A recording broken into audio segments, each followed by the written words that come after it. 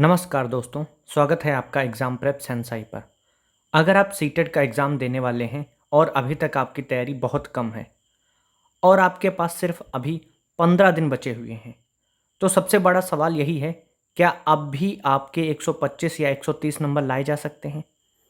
तो देखिए दोस्तों, मैं आपको कोई झूठी गारंटी यहाँ पर नहीं दूंगा। मैं आपको ऐसे कुछ ट्रिक्स और ऐसे कुछ तरीके बताऊंगा जिससे आपके 15 दिन के अंदर नंबर जो है 130 या 125 प्लस गारंटी के साथ आ जाएंगे। अगर आपकी तैयारी अभी 80 नंबर की है तो इस वीडियो को देखने के बाद आपके नंबर 100, और अगर आपकी 100 नंबर की तैयारी है तो आपकी जो है नंबर 125 120 हो जाएंगे। बस आपको करना क्या है, इस वीडियो को पूरा देखना है और एक एक चीज़ को विधिवत बहुत ही ध्यान से समझना है।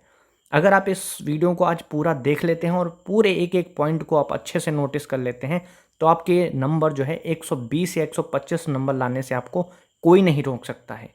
बस सिर्फ आपको क्या करना है, इस वीडियो को देखना है। और अगर आपके नंबर 120 नहीं आते हैं तो मैं इस वीडियो को डिलीट कर दूंगा। आप लोग ध्यान से बस सुनिएगा कि क्या क्या करना है आप सभी को। तो चलिए शुरू करते हैं आज के इस वीडियो को। मैं आपको कुछ ट्रिक्स भी बताऊंगा कि आप क्या करना है एग्जाम में कि आंसर्स को जो है बहुत ही आसानी से आप लोग निकाल सकेंगे। तो चलिए सबसे पहले शुरू करते हैं इस वीडियो को। देखिए, जो ये बच्चे आपके 15 से जो 20 दिन हैं उसमें आपको सही स्ट्रैटेजी अपनानी है, पीवाईक्यू क्वेश्चंस पे फोकस करना है और रिवीजन करना है। इसके साथ साथ मॉक टेस्ट का जो है इस्तेमाल करना है और अपने स्कोर को चेक करना है। अगर आपकी तैयारी 100 नंबर की थी तो इन सब चीज़ों को करने के बाद आपके नंबर ज़रूर कुछ ना कुछ इंक्रीज होंगे। और आज इस वीडियो में मैं आपको सिर्फ पढ़ाई का टाइम टेबल नहीं बताऊंगा, बल्कि ऐसे क्वेश्चन सॉल्विंग और ऑप्शन एलिमिनेशन तरीके बताऊंगा कि जो सीटेट में क्वेश्चंस बहुत ही आसान तरीके से आप एलिमिनेट करके उनके आंसर निकाल सकते हो।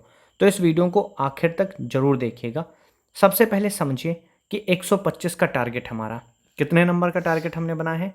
125 नंबर का हमारा टारगेट है। 125 से 130 का हमारा जो है टारगेट है। वो डिपेंड करता है कि आपने कितना टारगेट बनाया है और इससे पहले आपने कितना नॉलेज लिया हुआ है। आपको इन तीन चीज़ों पे काम करना है। सबसे पहले एक कॉन्सेप्ट पे, कि आपको अगर कॉन्सेप्ट नहीं आता है तो कॉन्सेप्ट जो है हमें कॉन्सेप्ट सीखना है। प्लस दूसरा क्या करनी है, प्रैक्टिस खूब करनी है। इन दोनों में प्रैक्टिस पे आपको फोकस करना है। और तीसरा हमारा क्या हो जाता है, एक्यूरेसी। उसमें देखना है कि हमारा कितना आंसर्स एक्यूरेट हो रहे हैं, क्योंकि कई स्टूडेंट्स पढ़ते तो बहुत हैं लेकिन एग्ज़ाम में क्वेश्चंस गलत कर देते हैं। इसलिए हमारा लक्ष्य रहेगा कि कम समय में इम्पॉर्टेंट टॉपिक्स को पढ़कर और ज़्यादा से ज़्यादा क्वेश्चंस जो हैं हमें सीटेट में सही करने हैं, क्योंकि हमारा टारगेट ही 125 से 130 नंबर लाना है। जो पहले के शुरुआत के जो 10 दिन होंगे उसमें हम लोग क्या करेंगे, सबसे इम्पॉर्टेंट टॉपिक्स वो पढ़ेंगे, सिर्फ इम्पॉर्टेंट टॉपिक्स पढ़ेंगे और उन्हीं के जो है हम पीवाईक्यू क्वेश्चन सॉल्व करेंगे।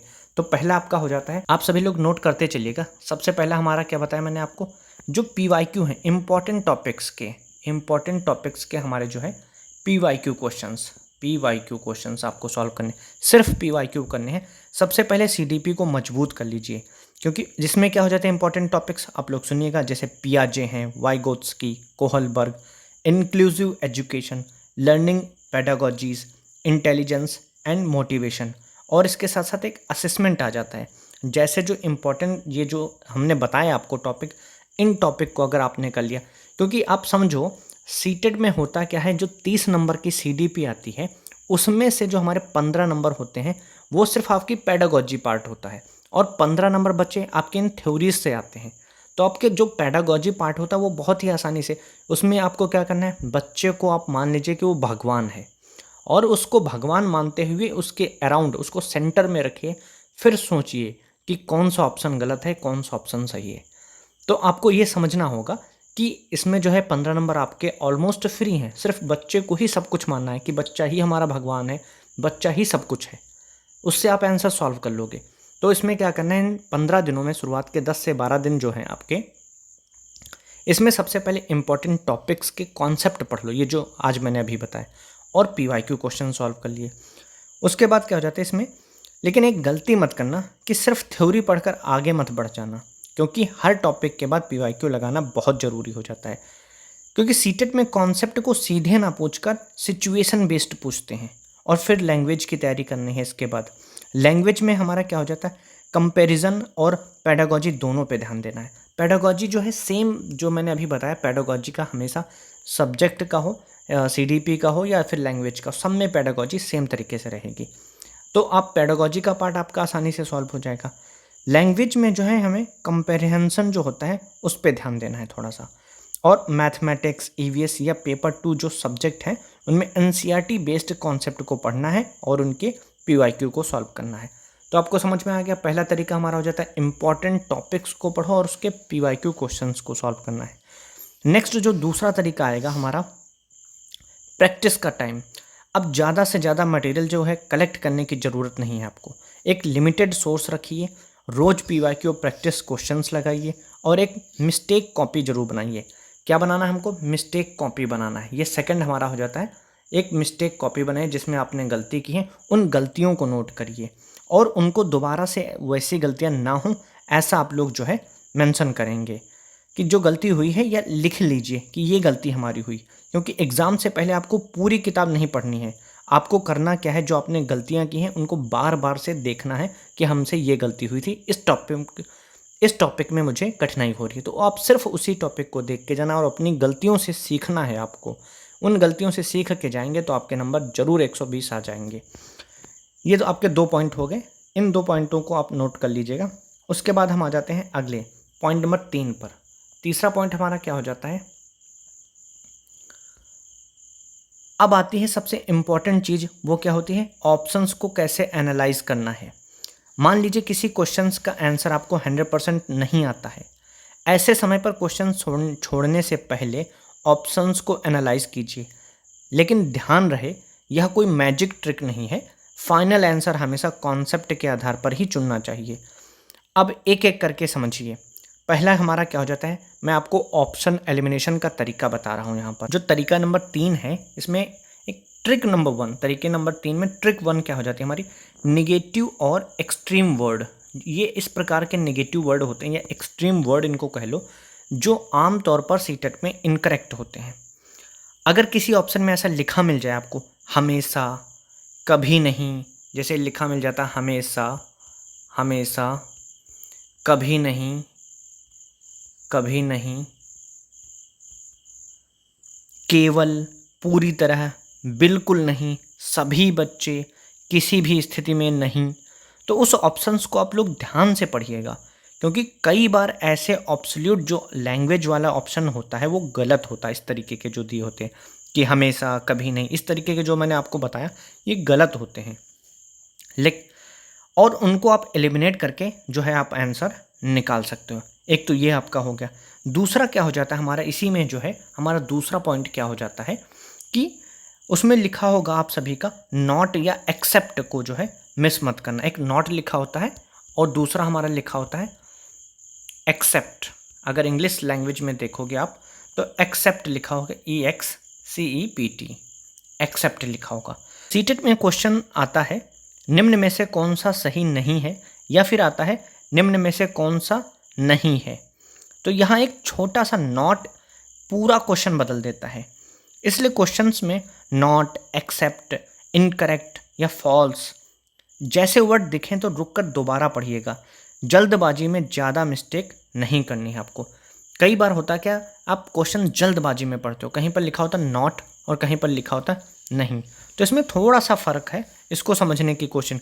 किसी में पूछा जाता है कि क्या तरीका नहीं है या क्या तरीका है, तो आप इस चीज़ को भी ध्यान से देखिएगा।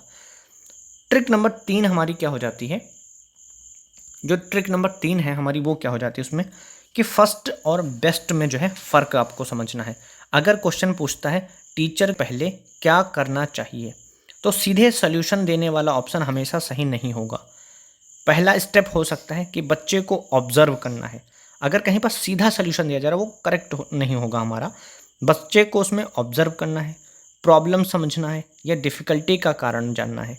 वहीं अगर पूछा जाता है सबसे प्रभावशाली तरीका क्या है, तो आपको बेस्ट इंटरवेंशन चुनना होगा। इसलिए क्वेश्चन के फर्स्ट, बेस्ट और मोस्ट अप्रोप्रिएट जैसे वर्ड पर ध्यान दीजिएगा। इस तरीके के वर्ड आपके सही होंगे। उसके बाद ट्रिक नंबर 4 हमारी क्या हो जाती है, ट्रिक नंबर 4 कि बच्चे को पनिशमेंट देना है। पनिशमेंट पनिशमेंट अगर की बात आ जाती है तो मान लीजिए अगर क्वेश्चन में कहता है कि एक बच्चा बार बार गलती करता है और टीचर को क्या करना चाहिए, तो ऑप्शन में देता है कि बच्चे को दंड देना चाहिए, दूसरा कहता है बच्चे को डिफ़िकल्टी समझकर उसे उचित गाइडेंस देना चाहिए। जहाँ पर दंड की बात आ जाएगी वहाँ पर वो आंसर हमारा जो होगा वो गलत हो जाएगा, क्योंकि सीटेड में होता क्या है कि चाइल्ड सेंटर्ड है और उसको सपोर्टिव अप्रोच देने की बात कही जाती है। तो चाइल्ड सेंटर्ड के हिसाब से अगर आप उसको मारोगे, बीट करोगे, दंड दोगे, इस तरीके के सारे ऑप्शंस हमारे गलत हो जाएंगे। तो वहाँ पर आप जो है इन जो ऑप्शन एलिमिनेशन का ये जो तरीका है उससे आप फाइंड कर सकते हो। इससे आपके बहुत सारे जो है आंसर सही हो जाएंगे। उसके बाद क्या हो जाता है, जहाँ पर भी ट्रिक नंबर 5 हमारी क्या हो जाती है कि जहाँ पर भी बच्चों को हमारा कंपेयर किया जाता है एक दूसरे से, अगर कोई ऑप्शन ऐसा है कि कंपैरिजन है तो कमज़ोर बच्चे को अच्छे बच्चों से कंपेयर करना चाहिए, तो सावधान हो जाइए, इस तरीके की चीज़ें हमारी गलत हो जाती हैं।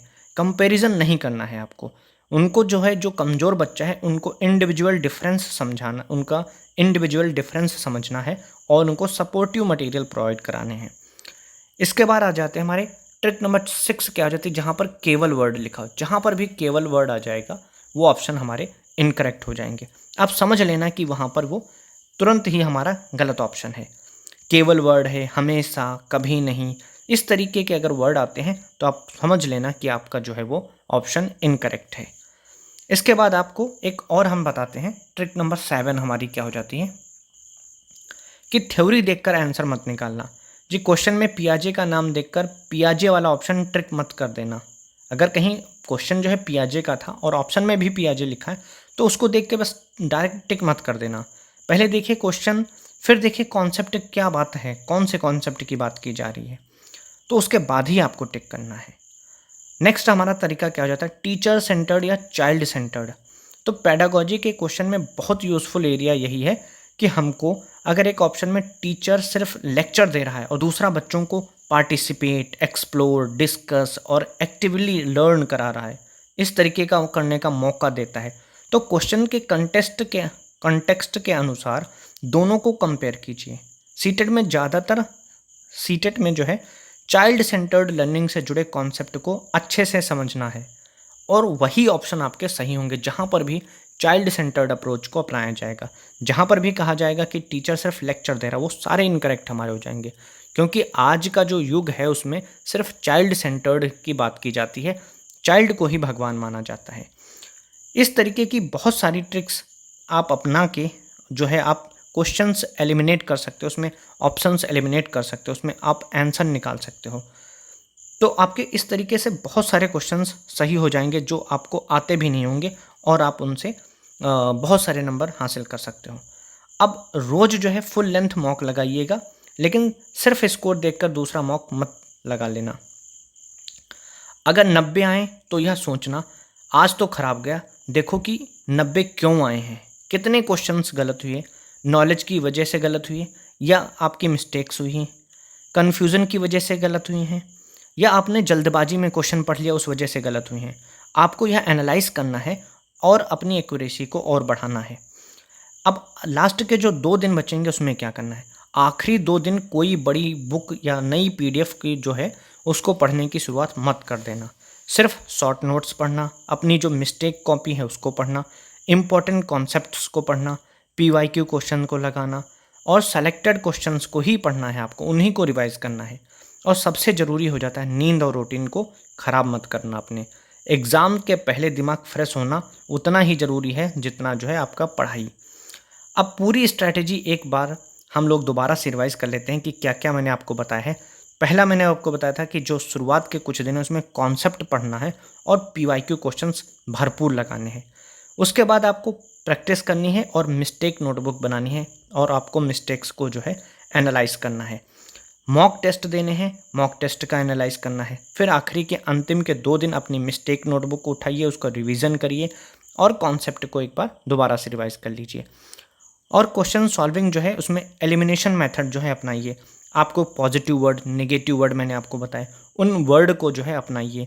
केवल वर्ड बताए, एक्सेप्ट वर्ड बताए, उस तरीके के जो है आप उस तरीके के ऑप्शंस को एलिमिनेट करके आप आंसर निकाल सकते हो। दूसरा मैंने आपको बताया कि चाइल्ड सेंटर्ड अप्रोच को अपनाना है। अगर कहीं पर भी टीचर सेंटर्ड अप्रोच वाला ऑप्शन है वो ऑप्शन आपके गलत हो जाएंगे। इसके बाद हम लोग आगे बात करते हैं। अगर आपको लग रहा है कि मैंने अभी तक कुछ नहीं पढ़ा है, अब बहुत देर हो चुकी है, तो दोस्तों इस सोच में अपना समय मत खराब करिए। आपने काफ़ी पढ़ लिया है जितना भी पढ़ा है, अब आपको सिर्फ रिवाइज और मेरी ट्रिक्स को अपनाना है। 15 दिन कम है, लेकिन अगर इन 15 दिनों का इस्तेमाल सही तरीके से किया जाएगा तो आप बहुत कुछ हासिल कर सकते हो। आज से एक काम कीजिए, मोबाइल में अननेसेसरी चीज़ें जो है मत देखिए। एक नोटबुक उठाइए, अपना सिलेबस लिखिए और डे 1 से शुरुआत करिए। जो जो मैंने चीज़ें बताई उन सभी चीज़ों को आप पालन करिए। और ऐसे ही प्रैक्टिकल सीटेट प्रिपरेशन के लिए जो है एग्ज़ाम प्रेप संसाई को जो है सब्सक्राइब जरूर करिएगा। अगर वीडियो अच्छी लगे तो वीडियो को लाइक करिएगा तथा अपने दोस्तों के साथ जो है शेयर करिएगा। तो चलिए मिलते हैं अगली वीडियो में। जय हिंद।